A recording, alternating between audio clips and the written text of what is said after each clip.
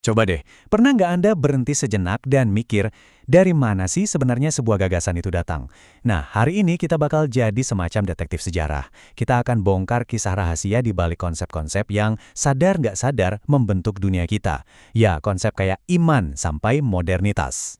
Kita kan sering ya pakai kata-kata kayak rasionalitas atau modernitas gitu aja. Seolah-olah kata-kata itu ya memang udah ada dari sananya, jatuh dari langit, abadi, nggak pernah berubah.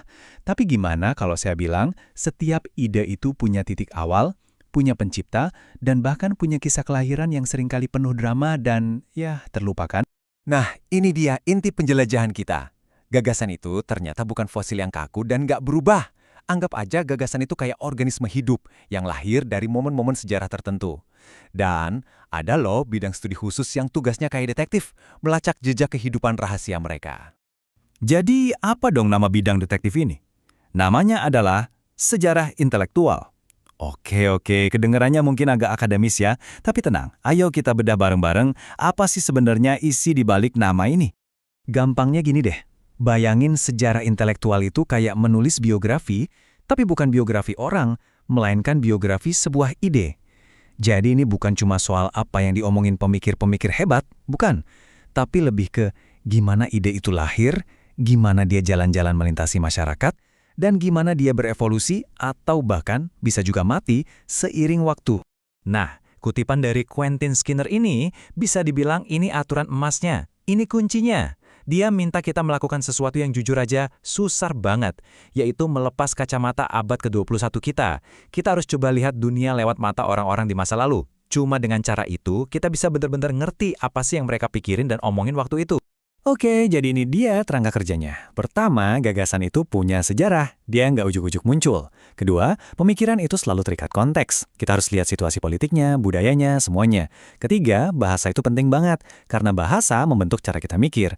Dan terakhir, para intelektual itu bukan orang-orang yang hidup di Menara Gading. Mereka itu agen sosial, produk dari masyarakat dan zaman mereka.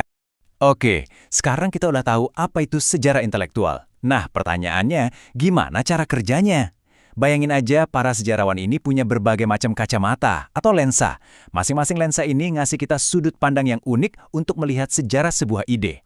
Nah, di sini nih kita bisa lihat bedanya. Ada yang namanya sejarah gagasan. Ini kayak melacak DNA sebuah ide dari satu zaman ke zaman lain. Terus ada aliran Cambridge, ini lebih mirip detektif forensik. Mereka menganalisis sidik jari bahasa di satu waktu tertentu.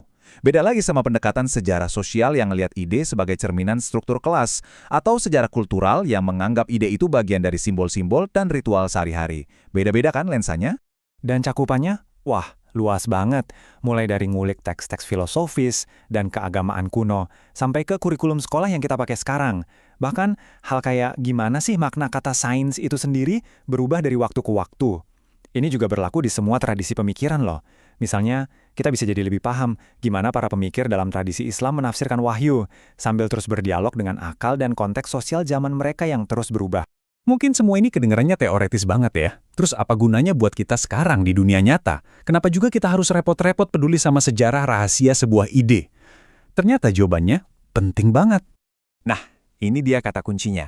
Anakronisme. Apa itu? Ini tuh semacam jebakan berpikir yang sering banget terjadi.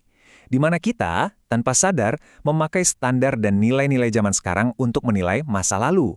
Dan akhirnya, ya salah kaprah. Ini poin paling krusial. Tanpa sejarah intelektual, kita gampang banget salah paham. Contohnya gini, kita mungkin bilang seorang filsuf abad pertengahan itu nggak ilmiah karena dia nggak pakai metode eksperimen. Padahal, kita lupa kalau konsep sains yang kita pegang sekarang ini ya belum ada di zaman dia. Pertanyaan yang coba mereka jawab itu beda banget sama pertanyaan kita. Jadi, manfaatnya nyata banget. Pertama, kita jadi sadar kalau perdebatan kita hari ini tuh seringkali cuma gema dari obrolan yang udah dimulai berabad-abad lalu.